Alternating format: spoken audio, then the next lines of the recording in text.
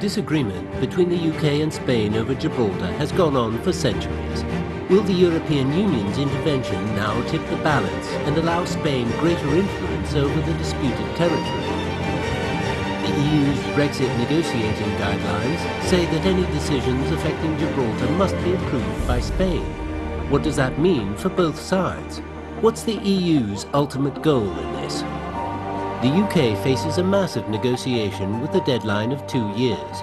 With Gibraltar as a first stumbling block, what other hidden problems might come to light during the process? Could Gibraltar derail the entire Britain? While the UK is busy with Brexit affairs, Scotland is planning a new vote on leaving the UK. Now Spain says it wouldn't oppose Scotland's membership in the EU. What does this shift mean for Spain and its troublesome Catalonia region? And how might it affect the final outcome of the referendum in Scotland? The EU's plan for the Brexit negotiation has put the future of Gibraltar at stake. In a tough opening position, the EU has said that Britain must come to an agreement with Spain about the territory claimed by both, or risk leaving Gibraltar out of any future EU-UK trade agreement. In response, one former Conservative Party leader in Britain has suggested that Prime Minister Theresa May should emulate Margaret Thatcher and be prepared to go to war over the British sovereign territory. To discuss the issue of Gibraltar in the context of Brexit, I'm happy to be joined in the studio by Hua Liming, guest researcher at the China Institute of International Studies, Professor Ignacio Ramos at the University of International Business and Economics. That's our topic. This is Dialogue. I'm Yang Rui.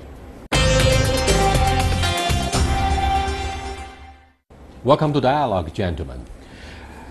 Gibraltar has a population of only 32,000.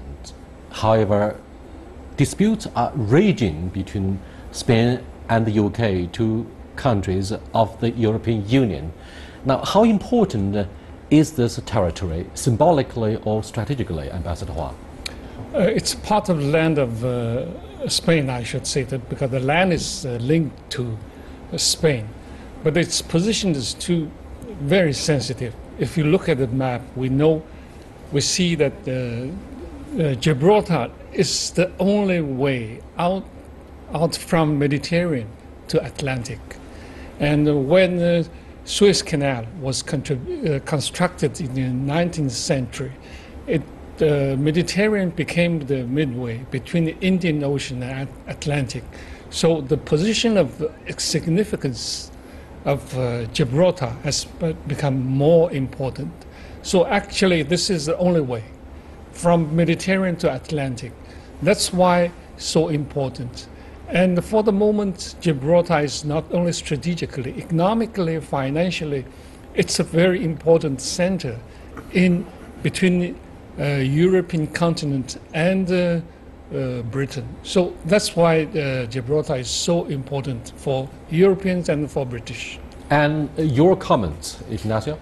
Yeah, difficult to add something to this so plentiful description about the importance of Gibraltar. Perhaps just adding that Gibraltar has also a symbolical importance for a few elites in the UK who are nostalgic of the colonial past. That still plays a role in this issue. What about the passion of a Spaniard? I mean, you are known for being a bullfighter. Are you going to war to take it back? I really don't think that my countrymen and women are interested in going to war or even to regain Gibraltar. Just a minor part of Spaniards would like to go for that. The other would just accept, okay, Gibraltar, yeah, I mean, it's not anymore part of Spain, but UK needs to be clear about the status. This kind of ambiguity is what is hard to bear. Perhaps you have to position yourself more properly in the context of civilians or the military of your country, because not long ago a military vessel was sent to Gibraltar by your government. Yeah. Of course it got to leave, and the British Royal Navy was very unhappy about this. Now, do you think the two militaries may go to confrontation?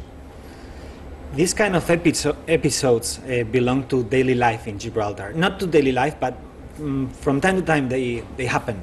That kind of, it's like, let me use this kind of metaphor, like in the savannah, animals who just want to mark their territory using their pheromones. So somehow it is, since the... Excuse me, are you suggesting that the future of Gibraltar is actually in the mind of politicians but in the blood of the militaries? There is something there. There is something too. Colonial nostalgia, yeah.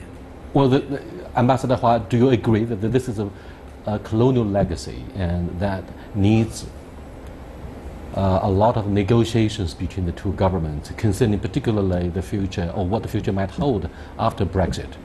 You see, Gibraltar really is a very tiny territory, but it really excites passions both in British and the Spanish popular. Is it absolutely ridiculous to draw a parallel comparison between Hong Kong and Gibraltar? Well, more or less. More or less? More or less. You mean you can come up with something similar? It was ceded from the main territory. Hong Kong was ceded from China a century before by the Nanjing territory, but that was Hong Kong Island, not new territory. New territory was leased to British. You mean the Nanjing Agreement or Nanjing Treaty? Nanjing Treaty. Mm-hmm. The same thing. The treaty between Britain, Netherlands, and Spain was signed in 1713. Am I right? Yeah. 1913, and Gibraltar was ceded to Britain. The same thing happened. But the difference between Hong Kong and Gibraltar was that only Hong Kong Island was ceded. And excuse me, can you use a more precise description to characterize the nature of Hong Kong, which was taken back in 1997 after the lease expired? Yes. Do you think Gibraltar, which is located on the Iberian Peninsula, was also leased to the UK? Because that will make a big difference between Hong Kong and Gibraltar. It is indeed a difference, because in the Treaty of Utrecht in 1713, it was ceded in perpetuity. So, but it is kind of a weird treaty, because it was ceded the Rock of Gibraltar without connection by land with Spain, which was built afterwards, where now the Gibraltar airport is by the Gibraltarians, and also there was no mention of the waters around, and that is one of the points in conflict. No? Spaniards say in the Treaty of Utrecht there is no mention of the waters, just the port, the harbor, and you are claiming that is yours. No? That is, the United Nations don't acknowledge that. Look, we have several key players involved in the game about the future of Gibraltar. The United Kingdom, Spain, the Netherlands, the European Union, but the 32,000 population, their will, whether they should remain inside the UK after the United Kingdom leaves the EU, would also matter a lot for the future. Do you think so, Ambassador Hua? There was a referendum in 1967. 60% of the inhabitants of Gibraltar, they voted for the remaining in the UK. So that's the result we see.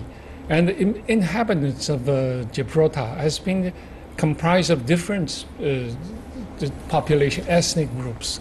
Some are British, some are Spanish, some are from the Mediterranean, the Italian, and they speak more than one languages. So this is a very special, tiny territory, and there are banks.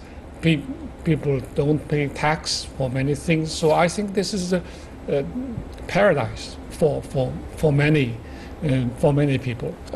After the departure of the UK from continental Europe, I mean, much of the legislation, all of it, I would say, would be taken back from Brussels.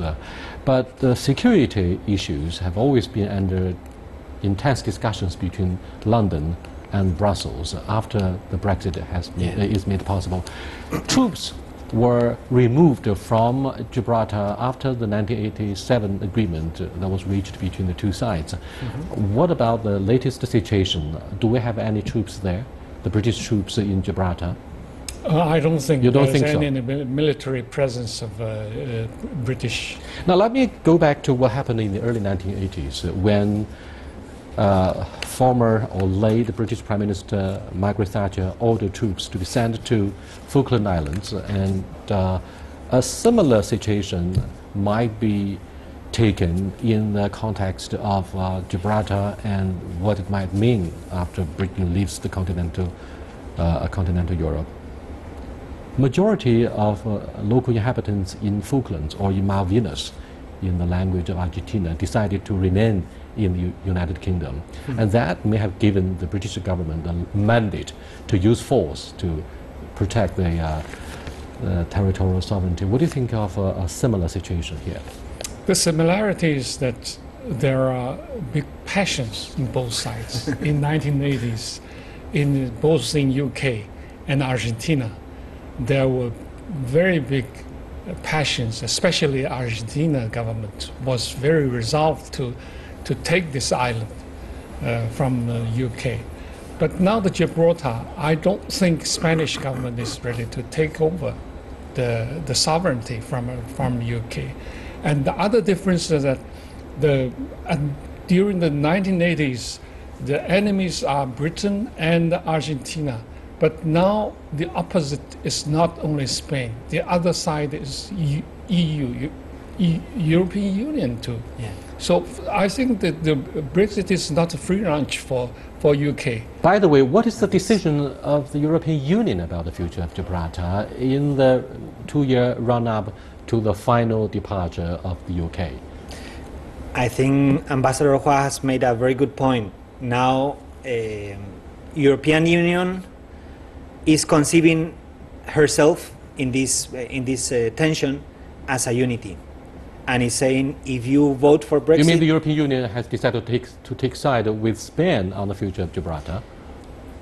Yeah, in the same way it takes side for Finland regarding the Russian border, or for Poland regarding the Belarus border.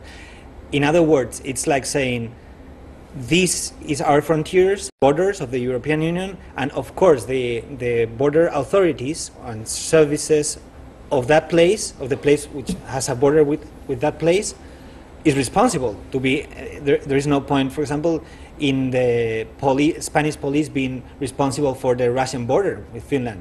It's the same, but not that they are giving a say to Spain in this point. It is saying, well, of course you need to manage that, to regulate that, because it happens that it is just in your part, but it's not giving a preference treat or to Spain, especially European Union. It's saying, if you decide Brexit and you decide to keep Gibraltarians with a British nationality, there is no other way. We can think together other ways, but so far this is the law and the legal consequences of your decision. Thank you very much. You are watching Dialogue with Ambassador Hua Liming and Mr. Ignacio Ramos. We're discussing what would happen after the EU leaves European Union, because during the 2-year run-up to the final departure, one of the major issues under discussion between London and Brussels is the future of Gibraltar, which was designated to the UK back in 1704. We'll be back in a short while and continue our discussion about the prospects of Gibraltar. Stay with us, please. Welcome back. How difficult is the negotiation about Gibraltar between Britain and Spain, Ambassador Hua? What do you think will be the major challenges? You see, I think, as I said, for UK and Spain, it excites passions of the popular, of both sides.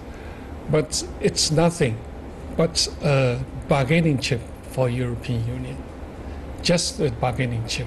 So I think the European Union is not going to defend Spanish position or UK position as the Spanish people they themselves.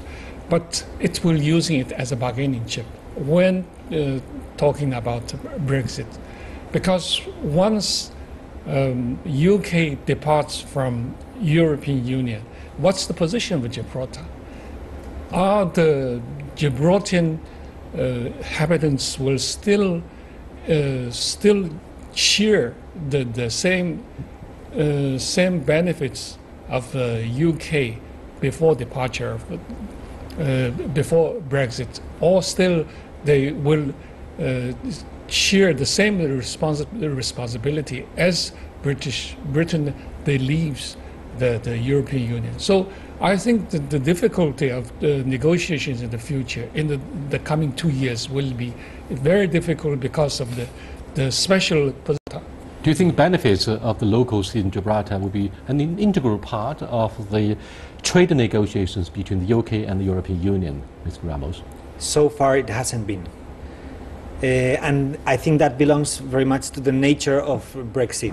Brexit is kind of a blind movement which is happening, which is really not having into account many groups of interest or different populations. It's something happening massively because more than 50% or 53% I think have voted.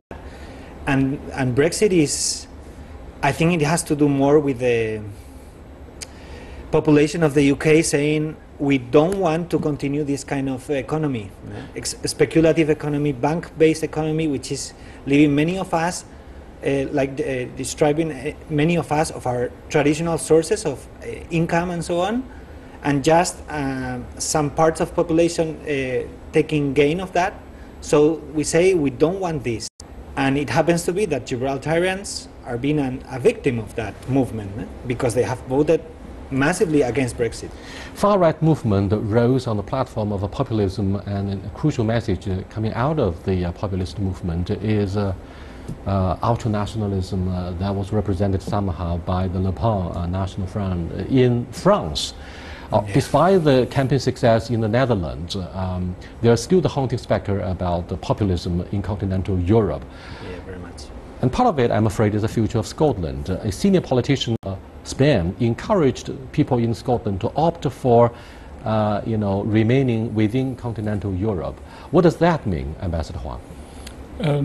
I think, yes, I noticed that some of the Spanish politicians there pointed that if the Gibraltarian problem is not solved, Spain is going to support the Scotland position to get independence from UK.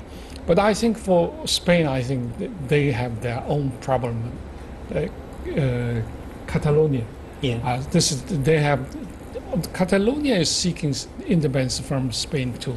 I think this is quite risky for Spain to have this kind of claims. I have an open question for both of you about the issue of national sovereignty. Yeah. The 1648 Westphalian Agreement says a lot about the importance of traditional borders of a nation state. But since the start of European integration, I'm afraid, population and electorate in individual countries of both continental Europe and the UK start to reflect upon whether it is important any longer for the whole of the European Union to cling to the traditional idea of national sovereignty. Martin Wolf, chief economist of Financial Times, said once upon a time to me, Europeans are no longer so stubborn about the traditional idea and their traditional perception about the national sovereignty. Is that the case? You see, the world where we are living, we have more than 160 sovereign states, and most of the sovereign states are multi-ethnic countries. Like China, we have 56 ethnic groups in China, and very few countries have only ethnic groups, like Japan, like Germany. But we have to accept that most of the states, of the sovereign states, are organized by different ethnic groups. So we have to respect the sovereignty of most of the majority of the members of United Nations. I'm afraid one scientist of a political, I'm afraid one expert of political science in Europe perhaps said a few years ago that what we call a nation state is actually an imagined community.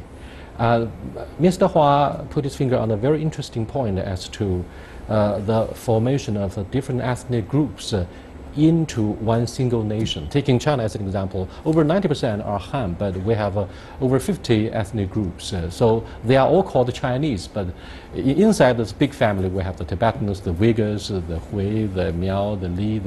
So these ethnic groups are scattered throughout the whole country. In Europe, for example, do you think the European integration process has diminished the idea of ethnicity? I wouldn't say that. I wouldn't say that because. What about the peaceful divorce between Czech and Slovakia following the end of the Cold War? It's a peaceful divorce without firing a single shot. And that indicates clearly that Europeans are very different from other parts, such as Asia, where you're going to see much bloodshed if there's to be a serious secession movement, like the pro-secession force in Taiwan. If they call for a referendum to decide the future of the island, that amounts to a declaration of war. The mainland will definitely use force to keep it back, to take it back. Wow. Wow. Timing. Sensitive? Well, sensitive. For the Europeans it may not be so sensitive. You have brought forth the example of Czech and Slovaks. Probably that is the last consequence of the dismembrance of the Austrian Empire, and the former Yugoslavia. Yeah, former Yugoslavia. But that led to a lot of bloodshed, and the arrest of Milosevic, who was sent to The Hague. Yeah, but I tend to link that much more with the former Austro-Hungarian Empire, and then with the Soviet blocs and what happened in Europe, the Iron Wall. There were too many tensions, too much a lack of dialogue, which is what we are doing here. I know you are a serious scholar. Most of the time you use your mind to address the issue of sovereignty. But which accounts most in this case, your mind or your heart, on the issue of territorial integrity for a European? In Europe, you put it right with quoting this Wolf. We are rather taking a bit of distance from most of Europeans from passions, and try to look at this quite rationally. Because, for example, European Union, there is no way you feel very close to an I don't know, a Dennis. Is that because of much the same level of economic development? Yeah, and we look more that. And you share the same values, the same political institutions. We share. Following the end of the Cold War. We share the same. For example, I can go as an Spaniard. I can go without a passport to Denmark, to Germany, to the Netherlands. That is great. I can sell my goods. That is a great advantage. But Mr. Hua, I'm afraid the rise of asylum seeker tsunami may have led to radical thinking by particularly the nationalist politicians. Look at the elections in France and Germany perhaps. Asylum seekers have somehow shaped the political landscape of continental Europe. How important is this issue of immigration and free movement of labor forces across the traditional border within the European Union? Not only asylum seekers, the Muslim communities living in Europe, because I was in the Netherlands for more than 3 years, and I know the big Muslim community. They, more than three generations have been inhabiting these countries, but unfortunately they were not ready to integrate into the European societies. So that's a big problem. Not only the asylum seekers, the community themselves, they cannot integrate into the society. So when asylum seekers came, I think more problems will happen to the European countries. But I'm afraid the Netherlands is always a very interesting exception if you look at why everything seems to be able to be addressed through a referendum in the Netherlands. So they would hold a referendum about the issue of drug, of prostitution, euthanasia. So Netherlands might be an exception to a majority of the European Union. What do you think? They are quite forwards. I mean, there are in many things they are opening a path which is not necessarily desirable. But they are very much a very open society, the Netherlands. Yes, the Dutch culture is tolerance. Yeah. They can tolerate many things in the society, But unlike other European countries. But they are failing to some extent in this integration process. So in the north of Europe, they are not having an easy time. As I think in southern Europe, we are managing to receive better I don't imply there are no tensions. There are a lot of tensions, but somehow there are not that clusters of radicality that you find so much as in Belgium or in the Netherlands and so on. But anyway, it's not about comparing. But that is a point for sure for Brexit. They are in a moment of uncertainty. For the British people to see that there are immigrants flowing in, for sure that scares them a lot. We haven't been able to find a clear solution to the future of Gibraltar to some degree upon this occasion, but one thing is clear. Mr. Ramos, I wonder if you can correct me next time on dialogue. Spaniards show more interested in soccer and football, given much of the Arab blood in your heart, than in the future of Gibraltar. Thank you very much for being part of this dialogue. I'll see you next time. Goodbye.